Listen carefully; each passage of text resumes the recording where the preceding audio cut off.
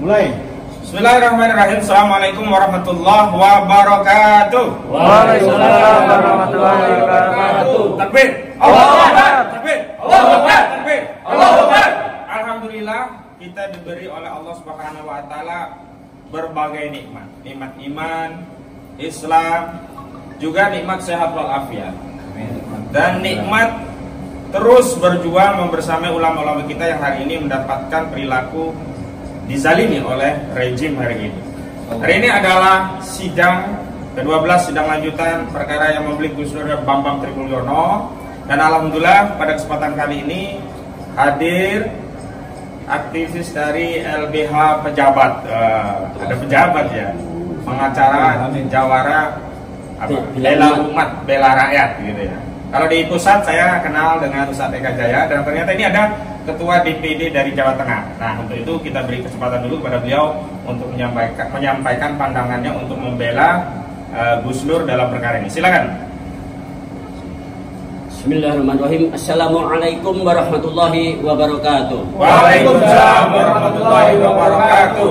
Perkenalkan, sebelumnya saya Abdul Hamid selaku Ketua Dewan Pimpinan Daerah, Pengacara dan Jawara Bela Umat DPD Pejabat Jateng, yang diketuai oleh DPP Pusat Bang Haji Eka Jaya beserta pembina DPP Pusat Bang Egy Sujana, yang beliau juga hadir di agenda hari ini. Kemudian juga ada saksi ahli kemarin dari penasehat DPD Pejabat Jawa Tengah, Dr. Muhammad Taufik Eza M.Hum. Itu adalah penasehat kita di DPD Pejabat Jawa Tengah. Untuk itu selaku Ketua DPD Pejabat Jawa Tengah, selama mengikuti persidangan sampai putaran yang ke-12 ini, saya melihat ini adalah banyak sekali kelucuan-kelucuan, skenario-skenario yang menistakan hukum yang ada di Indonesia. Pertama, bahwasanya Gus Nur melakukan mubahalah itu sesuai dengan syariat Islam. Bahkan ada dalilnya. Monggo yang mau punya Al-Quran saat ini dibuka di Al-Quran Al-Imran, Quran surat Al-Imran ayat 61. Di situ ada dalil mubahalah. Kemudian yang kedua, bahwasanya sangkaan yang disampaikan kepada Gus Nur melakukan tindakan penista agama atas aktivitas melakukan mubahalah itu salah besar. Itu namanya prosedur, ilegal, tidak sesuai dengan hukum yang ada di Indonesia, yaitu melakukan penistaan hukum. Maksud saya apa? Maksud saya, seorang penguasa hukum tidak pernah bisa memperlihatkan bahwasanya yang berhak menentukan ini penistaan atau tidak adalah Majelis Ulama Indonesia. Yang berhak menyatakan ini suatu tindakan penistaan agama bukan pengadilan. Untuk itu maka saya memastikan bahwasanya pelaksanaan terhadap sidang dari pertama sampai ke-12 hari ini gugur karena masih ada satu syarat yang merupakan prosedur. Bilangnya ini negara hukum, tetapi masih ada satu yang tidak bisa ditampilkan dalam proses yang sebelumnya bahkan sampai yang akan datang, yaitu fatwa MUI tentang pernyataan Gus Dur merupakan penistaan agama itu tidak ada. Untuk itu kami selaku Ketua DPD Pejabat Jawa Tengah mendukung Gus Nur adalah seorang mujahid, Gus Nur adalah seorang pembela kebenaran, Gus Nur adalah membela rakyat Indonesia atas kezaliman dipimpin oleh penguasa-penguasa yang prosedural. Takbir. Allahu Akbar. Takbir. Allahu Akbar. Demikianlah merupakan pernyataan sikap singkat kami. Mudah-mudahan Allah Subhanahu wa taala memberikan jalan keluar. Wa may yattaqillaha yaj'al makhraja wa yarzuquhu min haitsu la yahtasibu. Siapa yang bertakwa maka Allah akan memberikan jalan keluar. Mudah-mudahan Gus Nur selalu diberi ketabahan, kebesaran hati, dan semua umat Islam di sini akan terlepas keluar dari rezim-rezim yang Islamfobia, yang takut khawatir terhadap umat Islam. Wassalamualaikum warahmatullahi wabarakatuh. Waalaikumsalam warahmatullahi wabarakatuh. Allahu Akbar. Baik, selanjutnya hadir juga Ustadz Iwan Saifullah yang selama ini terus membersamai sidang Gus Dur, bahkan memberikan pembelaan bukan hanya di persidangan tapi juga statement-statementnya sering kita dengar di berbagai kesempatan. Karena itu kita persilakan kepada Ustadz Iwan Saifullah untuk menyampaikan pandangannya. Takbir. Allahu Akbar. Assalamualaikum warahmatullahi wabarakatuh. Waalaikumsalam warahmatullahi wabarakatuh. Alhamdulillah barakallah. Ya, yang pertama saya ucapkan jazakumullah khairan katsiran kepada Ustadz Abdul Hamid yang ketua DPD Pejabat Jawa Tengah dan juga anggota-anggotanya, dan juga kepada ormas Islam, dan juga kepada kuasa hukum Bang Ahmad Husainudin dan juga kawan-kawan, dan juga kepada para ulama, para habaib, para tokoh dan seluruh kaum muslimin yang ada di Indonesia. Ya, kami menyampaikan khususnya adalah kepada Bapak Hakim bahwa Gus Nur ini wajib dibebaskan. Sekali lagi, Gus Nur ini wajib dibebaskan. Takbir. Allahu Akbar. Ya, karena yang pertama, nampak sidang ini adalah sidang penuh dengan tekanan politik dari rezim Jokowi. Ya, bukti yang pertama adalah Gus Nur ini seharusnya tidak ditangkap oleh penyidik dan dijanjikan ketika kooperatif hanya dimintai keterangannya saja. Ternyata ditangkap. Maka ini bukti bahwa pihak penyidik ini mendapatkan tekanan dari rezim Jokowi. Yang kedua, adalah MUI yang seharusnya mengeluarkan fatwa bahwa mubahalah itu adalah ajaran Islam, sampai hari ini tidak berani. Ini menunjukkan banyak tekanan-tekanan politik di dalam sidang Gus Nur ini. Maka ketika MUI ini tidak berani melakukan fatwa, dan tentu tidak berani karena jumhur ulama sepakat bahwa mubahalah adalah ajaran Islam. Yang terakhir, hakim yang memimpin sidang ini nampak sekali condong untuk menyalahkan Gus Nur, condong melemahkan di dalam sidang-sidang Gus Nur, dan pembelaannya sangat kuat kepada saksi-saksi ahli atau saksi fakta yang dihadirkan oleh JPU. Nah, ini adalah bukti bahwa sidang ini adalah sidang politik. Maka kami ingatkan kepada Bapak Hakim, di tengah sekarang ini adalah institusi kepolisian sudah hancur, banyak di sana mafia-mafia, oknum-oknum yang merusak institusi kepolisian. Demikian juga dari institusi kehakiman, banyak sekali. Tahun 2019 sekitar 20 hakim tertangkap karena diduga mereka itu terlibat di dalam jual beli kasus dan tindak pidana yang lain. Demikian juga kalau kita lihat pajak kita sekarang ini hancur lebur sekarang ini, banyak di sana kolusi, korupsi dan lain sebagainya. Maka jangan ditambah lagi sidang ini menjadi sidang yang kemudian tidak ada keadilan, bahkan menabrak berbagai macam hukum. Maka ini akan terjadi ketidakpercayaan masyarakat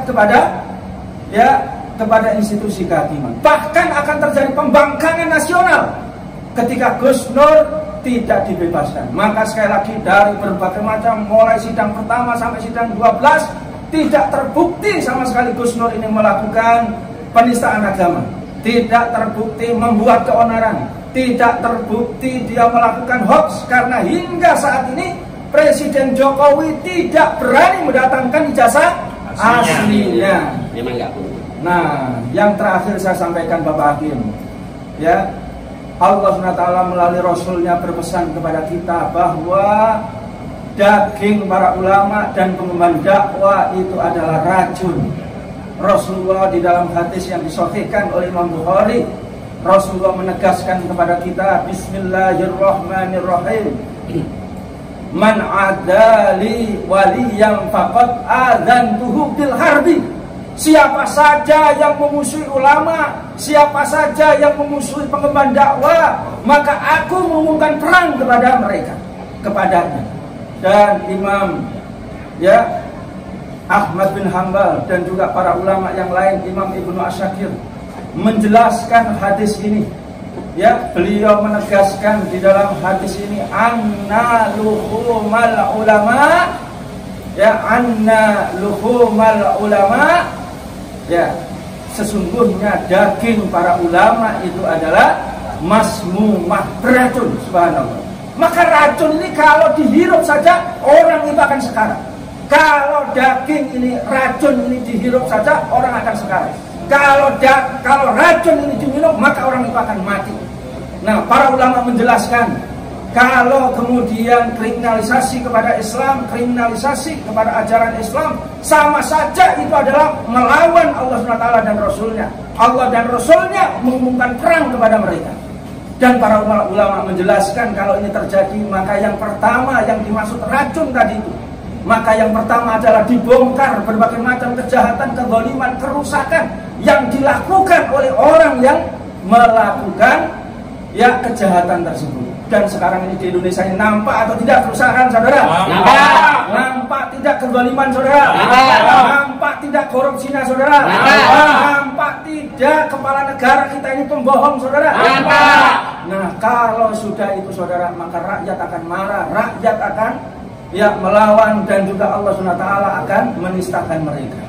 Yang kedua, katanya para ulama, maka dia akan mati hatinya, saudara. Kalau sudah mati hatinya, maka ini seperti setan, saudara. Kalau mati hatinya, saudara, seperti hewan, saudara. Sudah melakukan kebohongan 60 kali lebih, saudara. Dia tidak merasakan, saudara. Sedangkan rakyat ini sudah jijik kepada mereka. Baru yang terakhir, kalau sudah dihinakan seperti itu, Allah SWT membinasakan mereka, saudara. Bisa tidak Allah mematikan mereka, saudara? Bisa tidak Allah memberikan penyakit kepada mereka? Bisa tidak Allah kemudian menjadikan mereka mati sekarat, saudara? Subhanallah. Kita bisa melihat bagaimana Sambul, saudara, dihinakan oleh Allah SWT. Kita juga bisa melihat bagaimana Mustafa Kemal Atatürk, saudara, ketika dia itu menghinakan Al-Quran Sunnah, menghinakan syariat Islam, menjatuhkan kekuasaan Islam, yakni institusi khilafah ketika itu. Maka mereka sakit dan menjijikkan dan baunya luar biasa, dan dia tidak mati-mati sampai dikubur pun bumi tidak mau untuk menerima mayatnya, saudara. Sekarat mereka, saudara. Demikian juga, saudara, Bapak Soekarno ketika dia tidak menegakkan keadilan. Demikian juga Bapak Soeharto ketika dia itu lalai dan dia itu melakukan pelanggaran yang luar biasa kepada rakyat ini, dihinakan oleh Allah SWT. Maka kami nasihatkan kepada Bapak Hakim, kalau cinta kepada negeri ini, kalau cinta kepada Bapak Jokowi, maka seharusnya Gus Nur diputus bebas, takbir. Wajib bebas, saudara, takbir. Dan dinasihati agar Bapak Jokowi itu kemudian bertobat, dia terlepas dari oligarki, berpihak kepada para ulama, takbir. Berpihak kepada umat Islam, takbir. Berpihak untuk menerapkan syariat Islam, takbir. Assalamualaikum warahmatullahi wabarakatuh. Waalaikumsalam warahmatullahi wabarakatuh. Dan hari ini rencana kita akan menghadirkan ahli filsafat, juga ahli hukum, juga ahli hak asasi manusia, yakni Rocky Gerung. Dan kita ingin tegaskan bahwa apa yang disampaikan oleh Gus Dur dan Bambang Trimulyono adalah bagian dari suatu aktivitas yang dijamin oleh konstitusi, hak setiap warga negara, yakni hak yang dijamin dalam ketentuan pasal 28 Undang-Undang Dasar 1945 tentang kemerdekaan berserikat dan berkumpul, juga menyampaikan pendapat. Fenomenanya hari ini adalah ketika kita menyampaikan pendapat, itu selalu dituduh menyebar hoax, dituduh apalagi makar, dituduh menyebarkan kebencian, dituduh menyebarkan permusuhan, dituduh sara, bahkan dituduh menistakan agama. Nah, hari ini kita ingin jelaskan melalui keterangan ahli nanti bahwa hak konstitusional itu harus dihormati. Tidak boleh ada narasi orang sedang menyampaikan pendapat, terlepas pendapatnya itu keliru, apalagi kalau pendapatnya belum diuji benar atau keliru, apalagi kalau tidak ada data pembanding. Buku Jokowi Undercover itu adalah kumpulan pendapat yang kemudian dari kumpulan pendapat tadi disimpulkan berdasarkan data dan fakta bahwa ijazah dari saudara Joko Widodo baik SD, SMP, dan SMA termasuk S1 itu palsu. Jadi kalau mau adil, mau fair, hadirkan buku pembanding. Dulu di zaman SBY ada buku Gurita Cikeas yang nulis Jos Adi Condro. SBY itu gagah, dia bikin buku pembanding yang menjelaskan ketidakbenaran dari buku yang ditulis oleh Jos Adi Condro. Dan tidak ada pemenjaraan kepada orang yang nulis buku. Sejak kapan nulis buku itu pidana? Sejak kapan nulis buku itu kejahatan? Kalau nulis buku itu kejahatan, akan banyak orang tidak mau nulis buku. Sekarang pertanyaan kedua, bagaimana kalau isinya keliru? Menulis itu bisa benar, bisa keliru, dan kalaupun keliru tetap bukan kejahatan. Dan kalau ingin membuktikan itu keliru atau tidak, harus ada data pembanding. Hari ini tidak pernah dihadirkan data pembanding, buku pembanding tidak pernah ada, ya kan? Yang bisa mengcounter isi daripada buku Jokowi Undercover 2 yang ditulis oleh Bambang Trimulyono. Kemudian ijazah asli juga tidak dihadirkan untuk mengcounter ijazah-ijazah kopi-kopian yang tentu saja kalau kopi-kopi saja itu diduga palsu banyak sekali yang beredar. Bahkan ijazah asli made in Pramuka juga banyak sekali begitu. Jalan Pramuka itu ya. Nah, karena itu tidak boleh kemudian menghilangkan, menghapus hak masyarakat, hak warga negara untuk menyampaikan pendapat dengan dalih ini hoax ya, ini melakukan pencemaran, ini melakukan kebencian, permusuhan berdasarkan suku, agama, ras, dan antar golongan, bahkan dianggap sebagai penistaan agama. Yang selanjutnya, sesuai keterangan dari ahli pidana baik yang dihadirkan oleh saudara jaksa penuntut umum dan juga ahli dari kuasa hukum dari terdakwa, yakni Profesor Dr. Mumpang L. Panggabean dan Dr. Muhammad Taufik S.M.A. Keduanya dengan tegas menyatakan kewenangan untuk memberikan simpulan pandangan pendapat tentang ada tidaknya suatu penistaan agama dalam ketentuan pasal 156A KUHP adalah harus ahli keagamaan dari agama yang dianggap dinisahkan. Dan karena ini agama Islam, maka harus Majelis Ulama Indonesia, karena yang punya kewenangan mewakili umat Islam di Indonesia itu MUI, bukan individu-individu, bukan kiai-kiai, siapapun kiai. Kalau bukan dari MUI tidak bisa mewakili MUI. Dan pendapat-pendapat di luar pendapat MUI tidak mengikat. Kenapa? Karena MUI lah yang punya kewenangan sebagai representasi umat Islam untuk menyampaikan fatwa keagamaan. Dan dalam hal ini kami kuasa hukum, kami dari terdakwa sudah mengajukan surat permohonan untuk menghadirkan ahli dari Majelis Ulama Indonesia agar bisa mengutus ahli agar hadir di persidangan ini. Selasa yang lalu tidak dijawab, sudah 2 minggu tidak ada jawaban dari Majelis Ulama Indonesia. Bahkan di dalam surat yang kami ajukan, kami tidak saja meminta agar bisa ada ahli yang dikirim oleh MUI, tapi setidaknya dari MUI bisa mengirimkan keterangan tertulis agar bisa kita serahkan kepada majelis hakim, agar majelis hakim bisa menjadikan pertimbangan dari MUI itu untuk menjadi dasar memutus perkara begitu. Tapi tidak juga ada keterangan tertulis dari MUI. Artinya apa? Kalau MUI saja tidak berwenang, tidak berani memberikan keterangan, maka ini kemajuan ini terlalu kewenangan kalau sampai hakim bahkan mengambil kewenangan, merampas kewenangan itu, kemudian nanti memutus ini bersalah. Karena itu hakim tidak bisa. Karena hakim tidak berwenang. Hakim bukanlah ahli agama. Hakim tidak paham mubahalah. Sebab kalau sampai hakim mengatakan mubahalah itu penistaan agama, maka ini berbahaya bagi umat Islam, bagi masyarakat yang ingin beribadah menjalankan ajaran agama, dalam hal ini ajaran agama Islam. Bagaimana kalau ada kesalahan dalam praktik ibadah? Tetap saja kalau ada orang keliru, ya harus kita kasih tahu apa yang benar. Bukan berarti kalau keliru kemudian dianggap penistaan agama. Karena kembali tidak ada niat dari Gus Dur maupun Bambang Trimulyono ketika melakukan mubahalah itu untuk menistakan agama, nggak ada. Padahal itu pula yang disampaikan oleh ahli yang dihadirkan oleh jaksa, yakni Kiai Haji Misbahul Munir, yang menyatakan baru terjadi penistaan agama kalau ada niat untuk melecehkan agama. Dan catat, tidak ada niat, dan kita nanti akan buktikan dalam pemeriksaan terdakwa. Dan berkali-kali Gus Dur juga sudah menyampaikan saat ditanya keterangannya ketika mengomentari sejumlah saksi-saksi atau ahli yang dihadirkan, tidak ada niat dari Gus Dur maupun Bambang Tri untuk menistakan agama. Karena itu pasal penistaan agama juga tidak bisa ya dibuktikan. Karena itu kita punya keyakinan bahwa Gus Dur tidak terbukti secara sah dan meyakinkan melakukan tindak pidana penistaan agama, maka Gus Dur dan Bambang Tri harus divonis ya free sprach atau bebas atau setidaknya onslah, yakni lepas dari segala tuntutan. Dan juga pasal-pasal lainnya, baik pasal 14 ayat 1 dan 2, juga pasal 15 Undang-Undang Nomor 1 Tahun 1946, juga pasal 28 ayat 2 junto 45 ayat 2 Undang-Undang ITE, itu semuanya tidak terbukti. Karena itu kita berharap sebelum puasa ini ada vonis yang bisa melegakan kita semua umat Islam yang selama bulan suci Ramadan. Ini vonis yang mengkonfirmasi masih ada keadilan di negeri ini. Vonis yang mengkonfirmasi bahwa lembaga peradilan itu masih tegak lurus, tidak diintervensi kekuasaan. Apa itu vonisnya? Ini vonis bebas atau setidaknya lepas bagi Gus Dur dan Bambang Tri. Takbir. Allah. Tapi sekali lagi, jika hakim, majelis hakim memaksa melawan kehendak rakyat, memaksa membuat putusan yang aneh, neko-neko seperti keputusan yang terjadi di Pengadilan Negeri Jakarta Pusat. Ada 3 hakim memutus tunda pemilu, bahkan itu tidak berwenang. Kalau di sini juga ada hakim mengatakan ini tidak pidana penistaan agama, padahal hakim tidak berwenang. Yang berwenang MUI tidak datang, tidak memberi keterangan tertulis, tapi hakim nekat, ya, nekat mengatakan ini penistaan agama, maka akan terjadi pembangkangan umat ini dan runtuhlah di bawah pengadilan. Takbir. Allah. Saya kira kita tidak menginginkan itu, karena ini negara hukum, kita butuh peradilan, kita butuh hakim. Untuk apa? Untuk meluruskan kembali apa yang salah pada tingkat di kepolisian dan kejaksaan. Oke lah, kita abaikan polisinya kriminalisasi, jaksanya salah, tapi masih bisa diadili dan diberi keadilan oleh hakim. Takbir. Assalamualaikum warahmatullahi wabarakatuh.